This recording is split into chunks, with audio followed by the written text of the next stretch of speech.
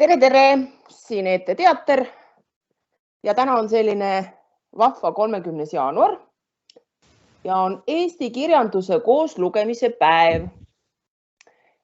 Ja selle aasta teemaks olid naksitrallid. Ja ET Teatril ei ole naksitrallid üldse mitte võõras teema. Mõned aastad tagasi oli meil lausa naksitrallide etendus.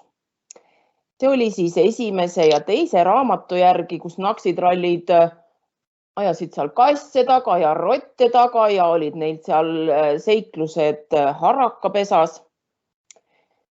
Ja eelmise aasta Eesti kirjanduse kooslugemise päeval oli küll teemana ette antud Kunksmoor, aga ET Teater luges ka eelmine aasta juba naksitralle. Sellel aastal on meil selline raamat nagu jälle need naksitrallid esimene raamat. Naksitrallide seiklused selles raamatus jõuavad sisukesse kohta, kus sammalhabe on röövitud ja Muhv ja Kingpool on leidnud vahva koerakutsika nimega Krae. Ja sellisest kohast meie nüüd edasi lähmegi. Aga alustame. Maailma kõige pikem mees. Et Krael kõigest püüdlikkusest hoolimata ei õnnestunud sammalhabet jälitama asuda, siis otsustasid Muhv ja Kingpool hotelli tagasi minna ning uuesti peavarju suhtes õnne katsuda. Nad olid aga vaevalt ümber hotelli nurga keeranud, kui nägid tohutut rahvasumma, mis täitis nüüd terve hotelli esise väljaku. Kogu see meeletu mass sumises ootusärevalt ja paisus vahet pidamata juurde tulevate inimeste arvel otse silmaga nähtavalt suuremaks. No, nüüd oleme küll portsu otsa sattunud. Omises Kingpool. Niisugust tähelepanu ei oleks ma tõesti osanud oodata. Peaasi on rahulikuks jääda, ütles Muhv, kui nad inimeste vahelt hotelli ukse poole hakkasid trügima. Teeme näo, nagu oleksid seda laadi austusavaldused meile igapäevane asi. Nad trügisid edasi, Krae kogu aeg kannul ja süda hakkas neil rinnas üha ärevamalt peksma. Hotelli sissepääsu juures seisis terve parv ajakirjanikke, igaühel fotoaparaat või filmikaamera käes. Neile kaamerameestele peaks vist kergelt naeratama, arvas Kingpool. muidu jätame ehk liiga upsaka mulje. Muhv aga leidis, et kõige tähtsam on säilitada loomulikkust. Loomulikkus ennekõike, ütles ta.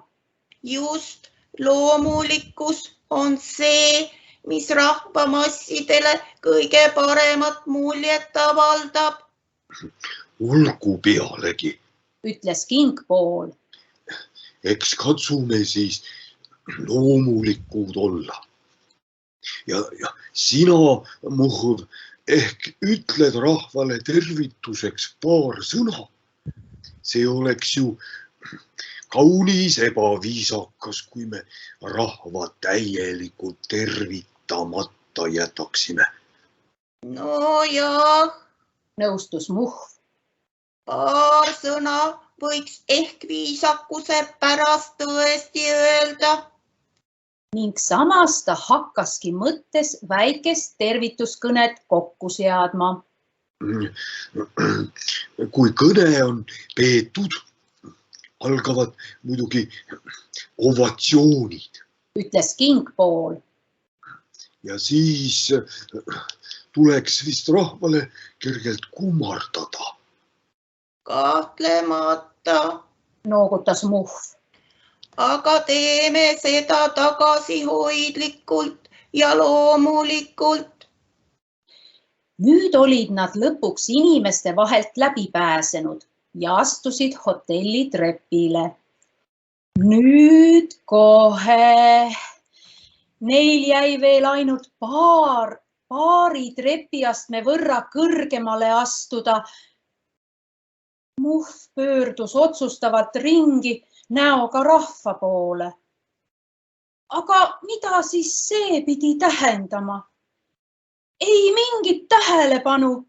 Ükski fotoaparaat ei plõksunud. Ükski filmikaamera ei surisenud. Ükski inimene ei vaadanud naksitrallide poolegi. Paistab, et kõne jääb seekord pidamata, Ütles Muhv hämmeldunult.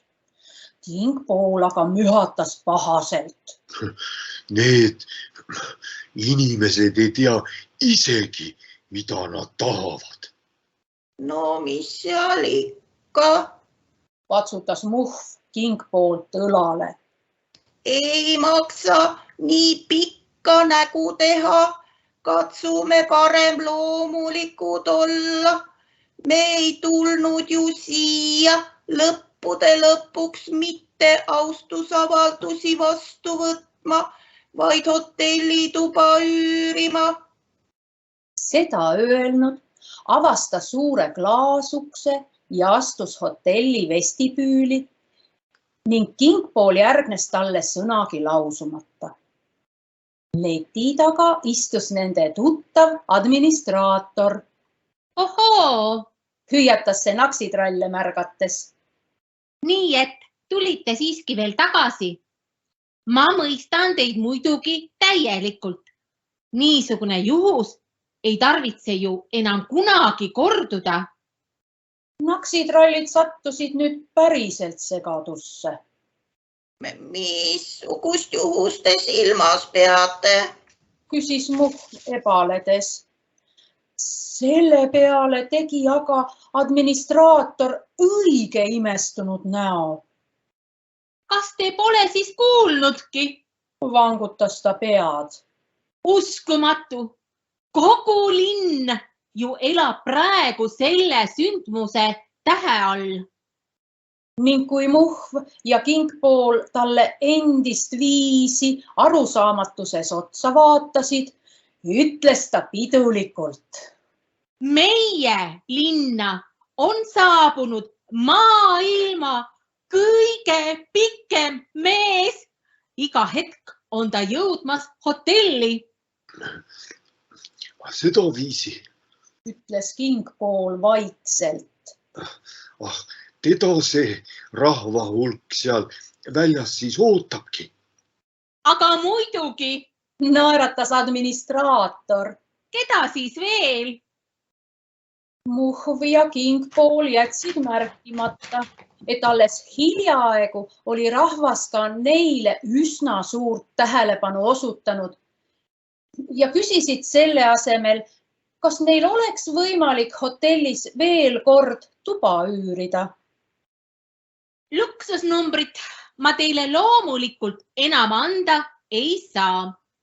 Ütles administraator kahetsevalt. Te ju mõistate, sinna asub elama maailma kõige pikem mees. Aga ma soovitaksin teile üht väikest tuba otse luksusnumbri kõrval. Sel juhul oleksid teil head väljavaated maailma kõige pikemat meest näha ja võib-olla õnnestub teil naabritena tema käest isegi autogrammi saada. Meil ükskõik. Mühatas Kingpool. Peaasi, et mingi ulualune oleks olemas. Sellega oli asi otsustatud ja administraator ulatas naksitrallidele võtme. Siis vaatas ta aga äkki uurivalt krae poole ja kissitas lühinägelikult silmi. Heede taevas, Kohkus ta. teie kaaslasega on vist midagi tõsisemat juhtunud. Mispärast ta sedaviisi 4 käpakil seisab. Muhv kohmetus pisut, kuid seletas siis kiiresti ära, et nende kaaslaseks pole sedakorda mitte sammalhabe, vaid hoopis koer, kes oli vahepeal otsustanud nendega liituda. No sel juhul on see arusaadav. Noogutas administraator mõistvalt. Ja seda parem. Nüüd lasen ma kindlasti koerakuuti heinad sisse viia, et teie koer ennast seal hubasemalt tunneks. Te olete äärmiselt armastusväärne. Rõõmustas Muhv. Aga lubage huvi tunda. Kuhu on siis jäänud meie sõber Habemik? Muutus administraator äkki murelikuks. Ta on kadunud. Ütles Muhv. Tõenäoliselt röövitud. Täpsustas Kingpool ning üksteise võidu rääkisid nad administraatorile nii sammalhabeme kadumisest kui ka oma kahtlustest daami suhtes. Kahjuks ei tea me daami aadressi ega isegi mitte tema nime. Ütles Muhv lõpetuseks. Me hakkame teda muidugi igalt poolt otsima, kuid see võib väga kaua aega võtta. Eks muidugi, Nõustus administraator. aga loodame siiski kõige paremat. Niisugust silmatorkavat kuju nagu sammalhabe pole daamil ju ometi võimalik lõpmatuseni varjata. Selle märkuse peale ei suutnud Kingpool tillukest pistet tagasi hoida. Mis silmatorkav kuju see sammalhabe ikka nii väga on. Ütles ta. Nüüd on ju maailma kõige pikem mees see ainuke kuju, keda üldse veel märgatakse. Administraator ei saanud Kingpoole kibestumisest aru. Küllap märgatakse lõpuks ka sammalhabet. Ütles ta veendunult. Küllap ta meil ükskord ikka pinnale ujub. Selle lootusega tuligi naksitrallidel esialgu leppida. Nad läksid koos Kraega lifti, sõitsid üles 13. korrusele ja leidsid luksusnumbri kõrvalt oma uue toa kohe üles. Ütles Muhv, kui nad sisse olid astunud. Jälle 3 karu. Pole sugugi nii, et väiksemates tubades on vähem karusid. Seinal rippus tõesti täpselt niisamasugune 3 karu pilt nagu luksusnumbris. Ja see tekitas otse kohe kena koduse meeleolu. Ka Krae paistis ennast päris koduselt tundvat ja haugatas lõbusasti. Augub vist 3 karu peale. Ütles Kingpool. Jälgi ei oska ajada, aga kunstist saab aru küll. Muhv mühatas ebamääraselt. Kunst oli tema jaoks liiga tõsine asi, et selle üle nalja heita.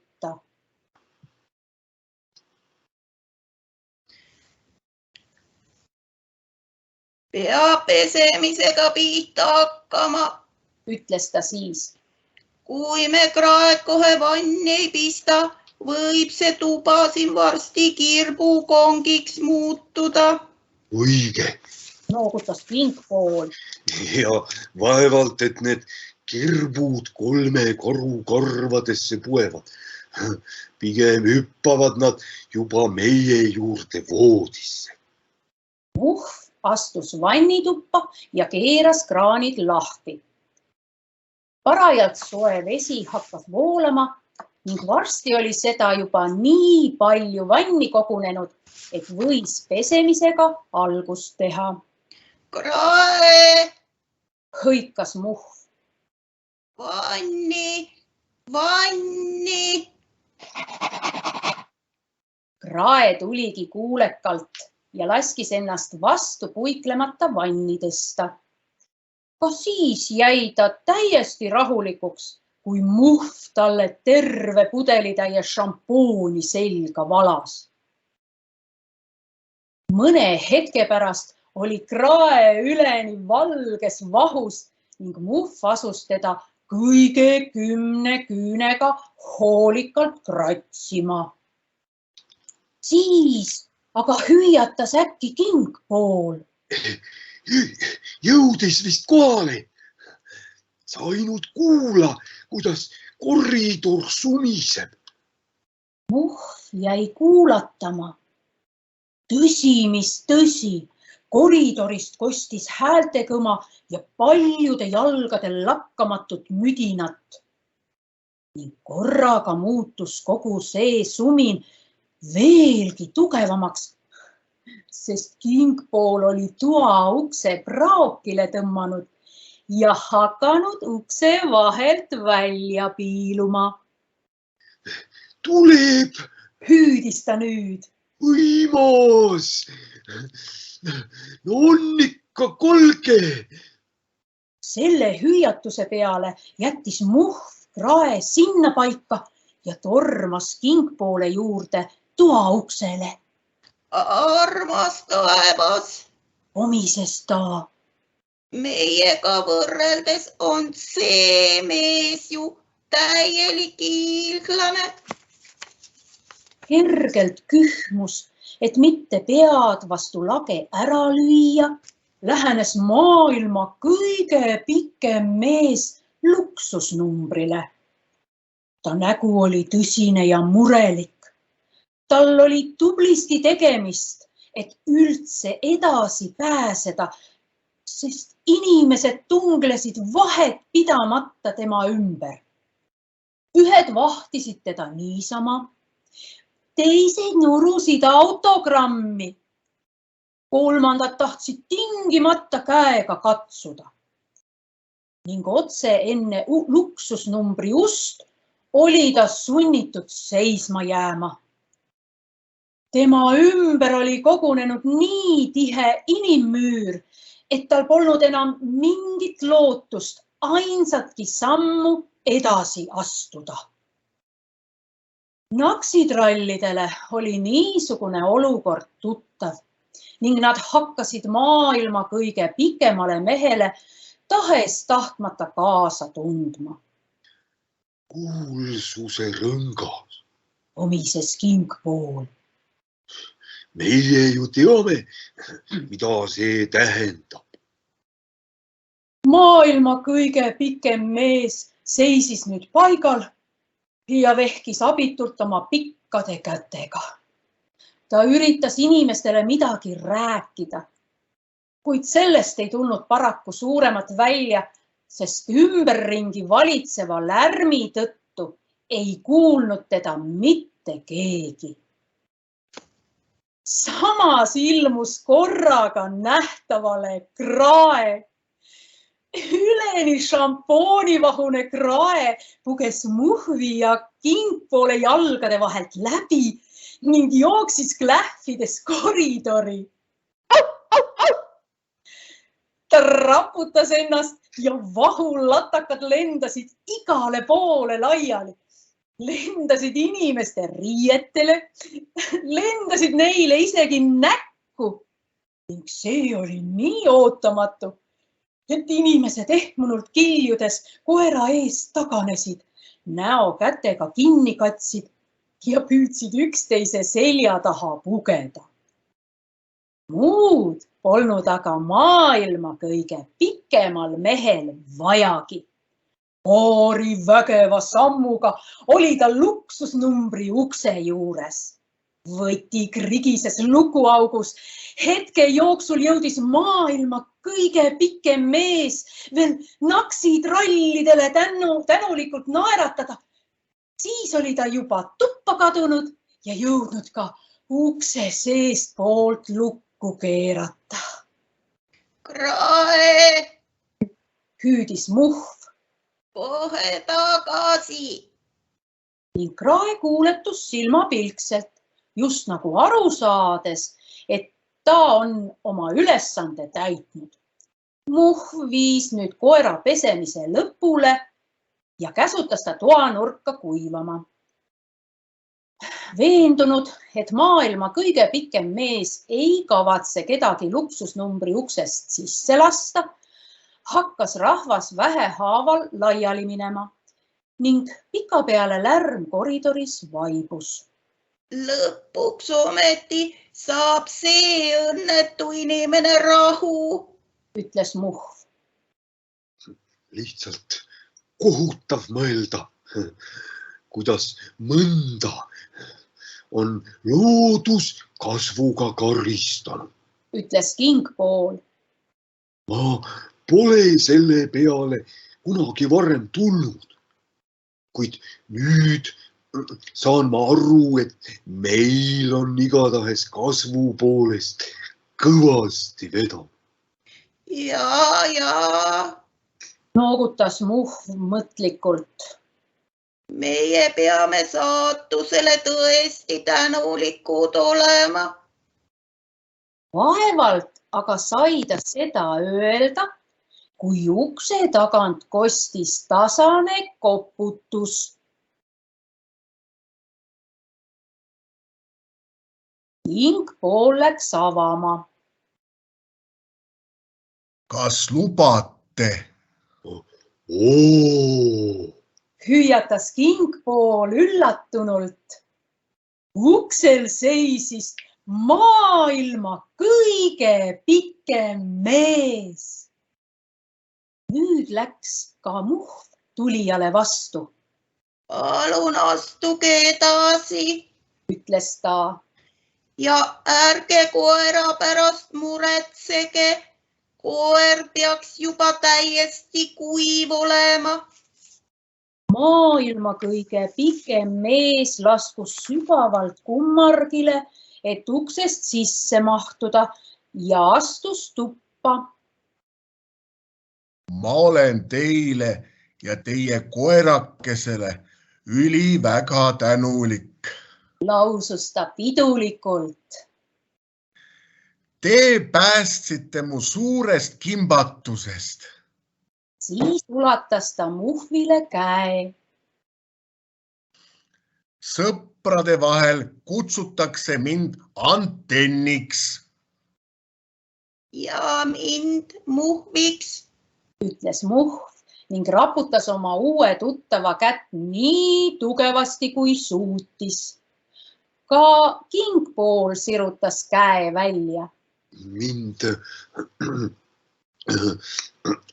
kutsutakse sõprade vahel Kingpooleks. Teatas ta. Järgnes uus käeraputus ning seejärel laskus maailma kõige pikem mees tugitooli, kuhu Muhv talle istet pakkus.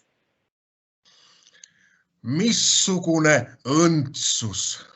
Ütles ta toas ringi vaadates. Missugune rahu siin valitseb.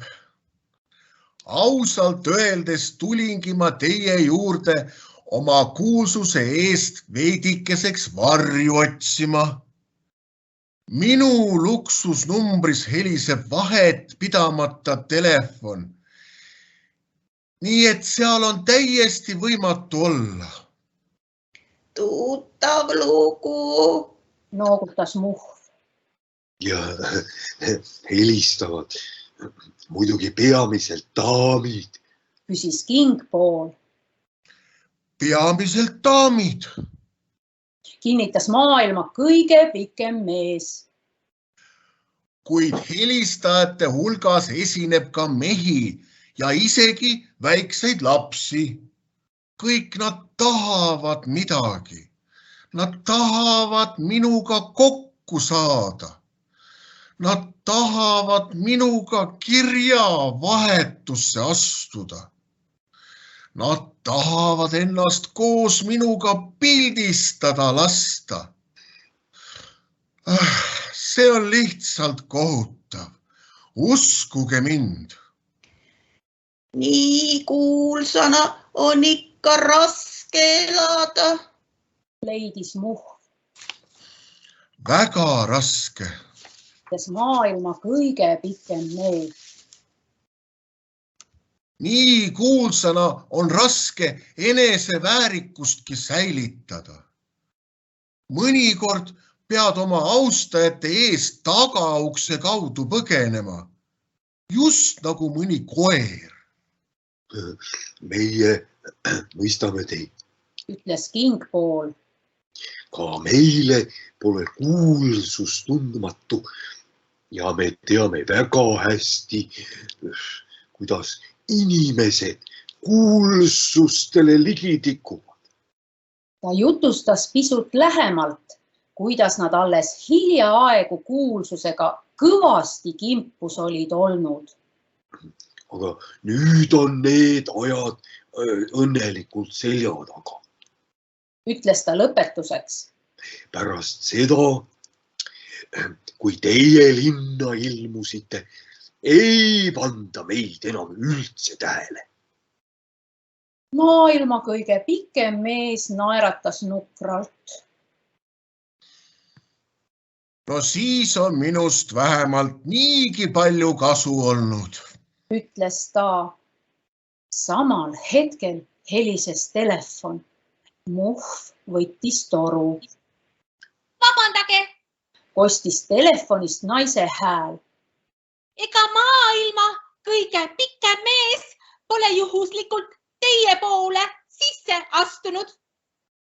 Muhv vaatas sinnapoole, kus maailma kõige pikem mees veel äsja oli istunud. Teda polnud enam seal. Ta oli toast lahkunud, oli välja hiilinud vaikselt nagu vari.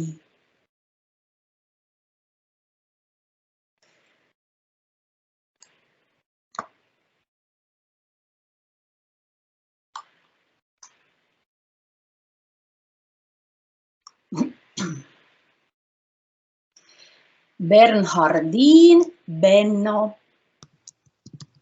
Järgmisel päeval, kohe pärast hommikusööki, hakkas daam sammalhabemega palli mängima. Pallimäng seisnes selles, et daam väikese kummipalli veerema pani ja hüüdis, Apart!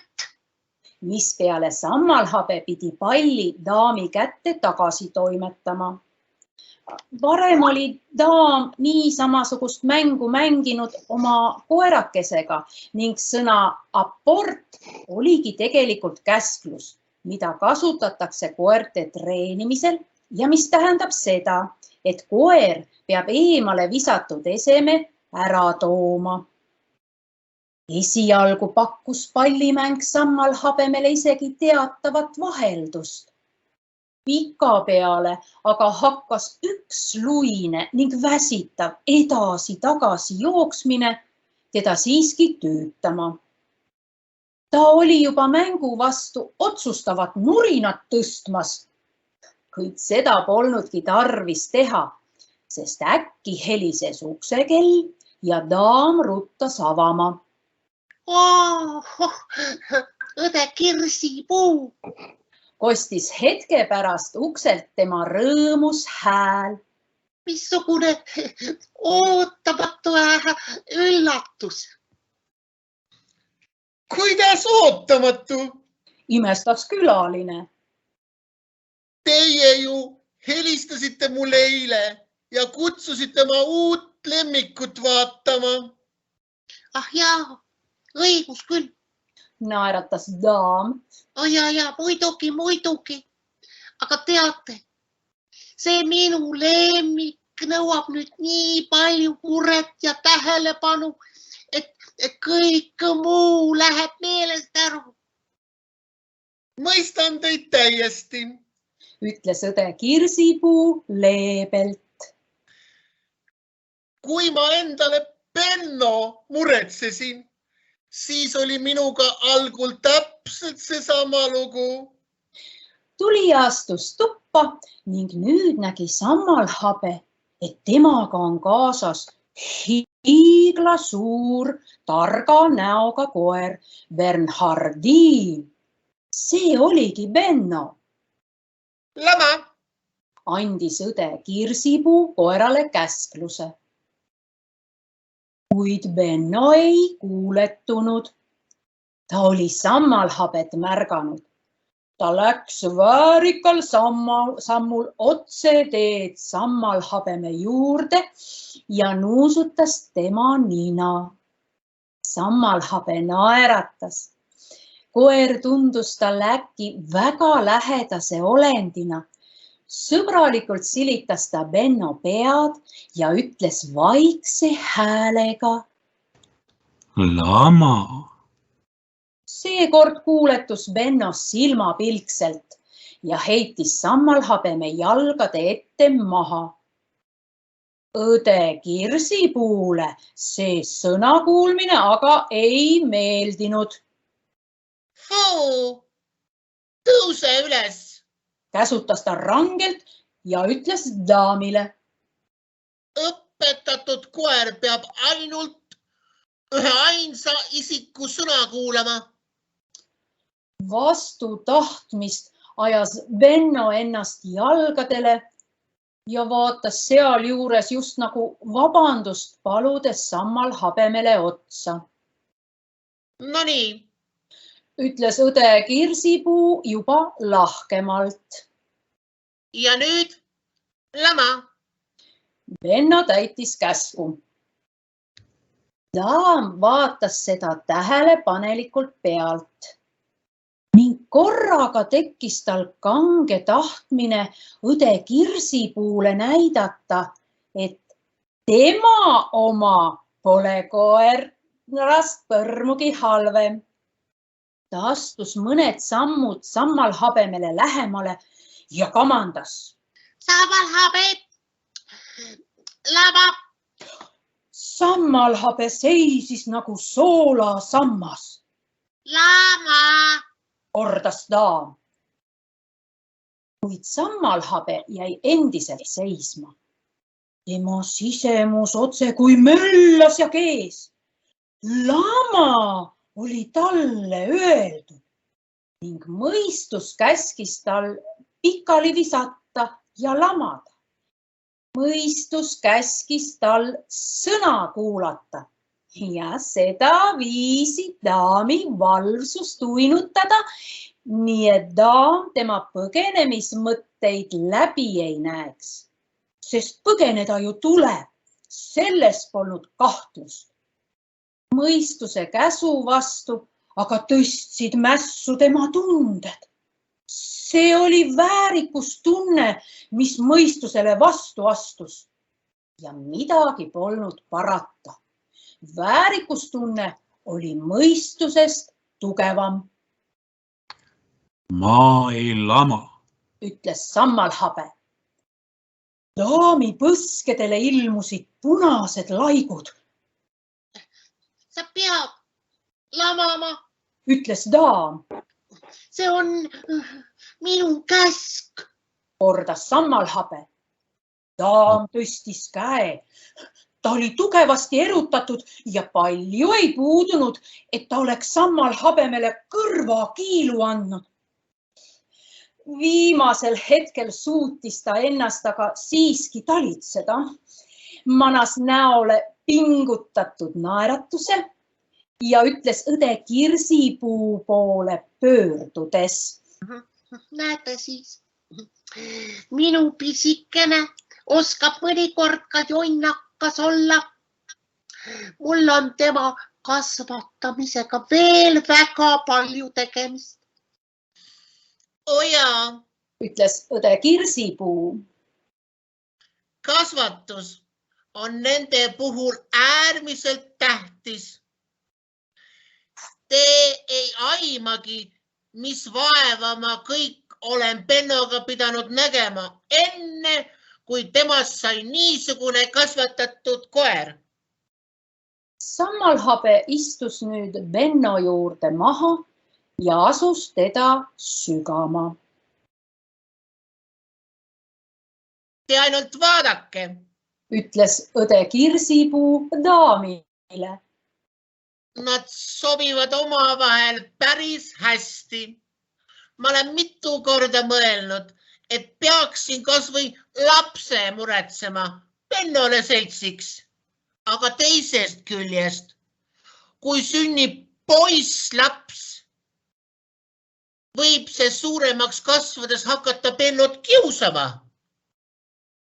Daam ei öelnud midagi ning läks kööki kohvi keetma. Varsti istus ta aga koos õde Kirsipuuga kohvilauda ja nad hakkasid rääkima nii kasvatusküsimustest kui ka paljust muust. Sammalhabe kummardus Benno kõrva juurde. Kui sa vaid teaksid, kui hirmus õnnetu ma olen. Sosistas ta vaikselt ning Benno vaatas talle oma tarkade silmadega kaastundlikult otsa. Tundus, et ta saab Sammalhabeme raskest olukorrast täielikult aru. See liigutas Sammalhabet tugevasti ja koera kogu aeg edasi sügades hakkas ta oma kurva saatuse üle mõtteid heietama. Tõsi küll, pealtnäha ei olnudki ta elujärg ju eriti laita. Daam hoolitses tema eest tähelepanelikult. Ta sai korralikult süüa ja võis kasutada kõiki korteri mugavusi, välja arvatud telefon, mille puudutamine oli talle rangelt keelatud. Ka värske õhu nappuse üle ei saanud eriti kurta, sest ööseks riputas daam ta lahtise kandekotiga välja akna taha, kus mahetuuleke teda mõnusasti kosutas. Ja ikkagi oli kogu tema elu siin täiesti välja kannatamatu. Ta oli ära lõigatud loodusest, mille häälte ja lõhnade järele ta tundis piinavat igatsust. Ning ta oli eemaldatud sõpradest, kelleta ta oma elu üldse ei suutnud ette kujutada. Siis äkki jäi aga Sammalhabe kuulatama. Kas te ka teate, et ma nägin eile neid Muhvi ja Kingpoolt? Ütles õde Kirsipuu daamile. Sammalhabeme süda hakkas kiiresti põksuma. Nii et Muhvi ja Kingpool on siis ikka veel kusagil lähedal. Nii et tema, Sammalhabe, pole sugugi mitte sõpradest maha jäetud. Muhv ja Kingpool ei ole teda unustanud. Muidugi, Sammalhabe oli seda kogu aeg endamisi lootnud ja ometi oli nii tore selles päris kindlalt veenduda. Daam heitis Sammalhabeme poole valvsa pilgu, kuid Sammalhabe tegi näo, nagu ei kuuleks ta midagi ja sügas Bennot endise innukusega edasi. Ma arvasin, et nad on juba minema sõitnud. Ütles daam häält tasandades. Kas ma kallan teile veel kohvi? Ainult pool tassi, palun. Ütles õde Kirsipuu. Ja kas te ka teate, kus ma neid kohtasin? Oma töö juures haiglas. Haiglas! Sammalhabe oleks ääre pealt karjatanud, kuid suutis veel viimasel hetkel suu Benno karvadesse suruda. Kuidas nad küll haiglasse võisid sattuda? Mis nendega ometi on juhtunud? Kas neil on midagi tõsist? Tundis ka daam asja vastu huvi. Kui ma neid hotellis nägin, siis paistsid nad veel päris kõbusad olevat. Nad on ka praegu täiesti kõbusad. Selgitas õde Kirsipuu. Haiglas käisid nad lihtsalt oma tuttavat külastamas. See on keegi loomaaia töötaja, kellele elevant peale astus. Elevant? Imestas daam. Jaa. Noogutas õde Kirsipuu pead. Eks elus juhtub nii mõndagi. Daamid jätkasid vestlust. Enam nad muffist ja kingpoolest ega loomaaia töötajast ei rääkinud, vaid hakkasid nüüd arutama mitmesuguseid asju, mis kõik elus olid juhtunud. Sammalhabe pöördus oma mõtete juurde tagasi. Muff ja kingpool on kuskil lähedal. Arvatavasti nad otsivad teda.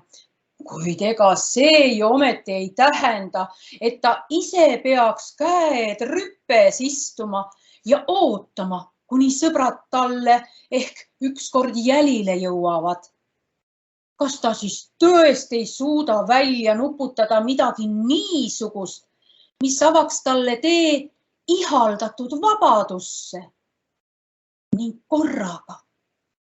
korraga tabas Sammalhabe ennast ootamatult mõttelt. See oli niisugune mõte, mis sundis silmapilkselt kõike muud unustama. Siinsamas lebab ju Benno, Bernhardin Benno.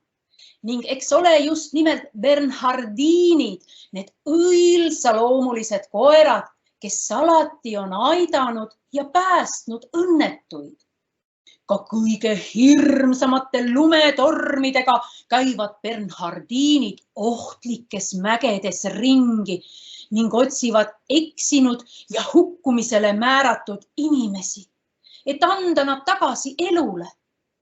Paremaid päästekoeri kui Bernhardinid pole üldse olemas, mõtles Sammalhabe. Üks neist lamab aga praegu otse tema kõrval. Ja kui Benno, nagu kõik teisedki Bernhardinid, on sündinud maailma selleks, et päästa inimesi, miks ei võiks ta siis vahelduseks päästa ka üht naksitralli? Vaikselt nihkus Sammalhabe Bennole üha lähemale. Ja just nagu Sammalhabeme mõtteid lugedes, laskus Benno külili, nii et Sammalhabe sai talle päris kõhu alla pugeda. Suurepärane, lihtsalt suurepärane. Koera tiheda pikakarvalise kasukavarju mahtus ta ju imekenasti peitu. Parajasti samaks ajaks oli daam ja õde Kirsipuu oma vestlusega lõpule jõudnud. Ma pean nüüd kahjuks minema, ütles õde Kirsipuu lauast tõustes. Pärast lõunat algab mul haiglas jälle töö. Ka daam tõusis, et külalist ära saata. Meeldiv oli juttu ajada. Leidis ta. Üle hulga ajad. Õde Kirsipuu heitis pealiskaudse pilgu Benno poole. Lähme, Benno. Sammalhabe lausa kangestus pingutusest, kui ta oma sõrmed Benno karvadesse vajutas ja tugevasti vastu koera liibus. Varbad õnnestus tal suruda Benno kaelarihma vahele, nii et jalgadelgi oli mingisugune tugi olemas. Benno ajas endi jalule. Ta tegi seda küll pisut aeglasemalt kui tavaliselt. Õde Kirsipuu aga ei märganud siiski midagi kahtlast. Nüüd astus Benno rahulikult esikusse ja Sammalhabe, kes kõik oma jõuvarud kokku võttis, jäi tema kõhu alla püsima. Daam avas juba ukse ja ulatas õde Kirsipuule käe. Kõike head teile. Ütles ta. Teile samuti. Vastas õde Kirsipuu daami kätt surudes. Aga kuhu on siis jäänud teie pisike kasvandik? Kas tema ei tulegi mulle hüvast ütlema? On vist edese kusagile nurka ära peitnud. Naeratas ta vabandavalt. Küllap ta nüüd häbeneb oma kangekaelsust ja rumalat käitumist. No mis seal ikka? Naeratas ka õde Kirsipuu. Nii kaua, kui nad on suutelised häbi tundma, pole asi veel kõige hullem. Sammalhabe hingas kergendatult. Samas aga patsutas õde Kirsipuu Bennot ja ütles just nagu mingisuguse võidurõõmuga. Sinul, Bennokene, pole midagi häbeneda. Sina ütled ikka ilusti perenaisele head aega. Benno sai nendest sõnadest väga hästi aru. Head aega ütlemine oli talle juba kutsikapõlves selgeks õpetatud. Ning ta teadis suurepäraselt, mis tal nüüd teha tuleb. Tagajalgu enese alla tõmmates istuma tõusta ning paremat esikäppa viibutades korraks sõbralikult haugatada. Just niiviisi Benno talitaski. Kuid tulemus oli ootamatu. Selle asemel, et koerale tunnustavalt noogutada, karjatas daam kohkunult. Sammalhabe! Samas nägi Sammalhabet ka õde Kirsipuu. Õige haletsemisväärses seisukorras, pea alaspidi, rippus vaene mehike Bernhardini laial rinnal. Häbi! Sammalhabe! Ütles daam ning tema häälest võis välja lugeda kõige sügavamat masendust. Sammalhabe mõistis, et põgenemiskatse on ebaõnnestunud. Löödult kukutas ta enda põrandale ja pomises. Ma tahtsin lihtsalt veidikeseks jalutama minna. Ta ei lootnudki, et daam teda uskuma jääb, kuid kordas kangekaelselt. Ma tahtsin veidikeseks jalutama minna. Daam ei vastanud. Õde Kirsipuule aga muutus olukord pisut ebamugavaks ning ta lahkus kiirustades koos Bennoga.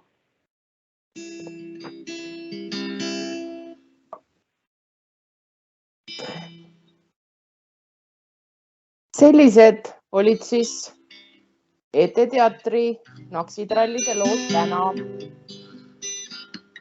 Kui te tahate teada, mis Naksitrallid veel on teinud või teevad, siis lugege kindlasti raamatuid. Raamatud on väga vahvad. ET Teater soovib teile siit ilusast lumisest Tummemaalt kõike head ja kohtumiseni.